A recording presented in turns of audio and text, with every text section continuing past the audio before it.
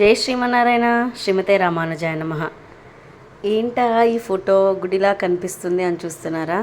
అయితే గుడి గురించి ఒక విషయం చెప్పాలనుకుంటున్నాను అనమాట.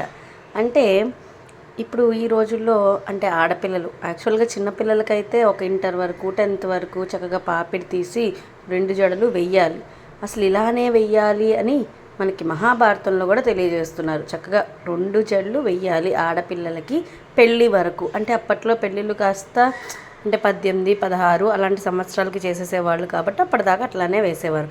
సరే ఇప్పుడు వయసు 24, 25, 27, 28, 30, 32 ఇంకా ఆడపిల్లల కెరియర్ సెటిల్మెంట్ అని చెప్పేసి ఇంకా అది ఎవరి ఓన్ ఇంట్రెస్ట్ పర్సనల్ ఒపీనియన్ బట్టి వాళ్ళు వెయిట్ చేస్తున్నారు. బట్ అట్లీస్ట్ 15 సంవత్సరాల వరకు అంటే 10th క్లాస్ వరకైనా చక్కగా పాపిడి తీసి 2 జడలు వెయ్యండి.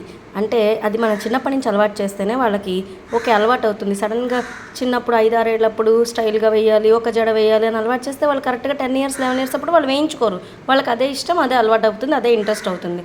సో అందుకని కనీసం ఫ్యామిలీ ఫంక్షన్స్కి వెళ్ళేటప్పుడు లేదంటే టెంపుల్స్కి మెయిన్గా టెంపుల్స్కి వెళ్ళేటప్పుడు చక్కగా 2 జడలు వేయడం, పువ్వులు పెట్టడం, బొట్టు పెట్టడం ఇవన్నీ అలవాటు చేయండి. లంగా జాకెట్ వేయడం, వీడప్పుడు మీరు ఏ ఫ్రాక్స్ వేసుకుంటారో ఇంకా అది మీ ఇష్టం, ఫ్రాక్సో జీన్సో ఇంకా అది మీ ఇంట్రెస్ట్. కానీ కోవెల్కి టెంపుల్కి వెళ్ళేటప్పుడు మన సనాతన ధర్మాన్ని మిస్ అవ్వకుండా, మన ట్రెడిషనల్స్ మనం మిస్ అవ్వకుండా పిల్లల్ని పెంచితే అది వాళ్ళకి మంచిది, మనకి మంచిది. ఎందుకంటే అదే పద్ధతి, మనం అందులోనే పెరిగాం. సరే ఇంకా పెద్దవాళ్ళ దగ్గరికి వస్తే కొంతమంది ట్రెడిషనల్ డ్రెస్ లేకుండా కూడా వస్తారు. లేదనంటే హెయిర్ మీ హెయిర్ వేరే వాళ్ళు తగలడం అంత మంచిది కాదు. ఇప్పుడు ఒక లైన్లో నుంచుంటాం మనము. ఒక లైన్లో నుంచున్నప్పుడు ముందు వెనకాల వేరే వేరే వాళ్ళు ఉండొచ్చు. అలా ఉన్నప్పుడు హెయిర్గా ఫ్రీగా వదిలేయాలి హెయిర్ని అనేసి వస్తారనుకోండి, మీ హెయిర్ వేరే వాళ్ళకి తగులుతుంది. అది చాలా ఇరిటేటెడ్గా అనిపిస్తుంది.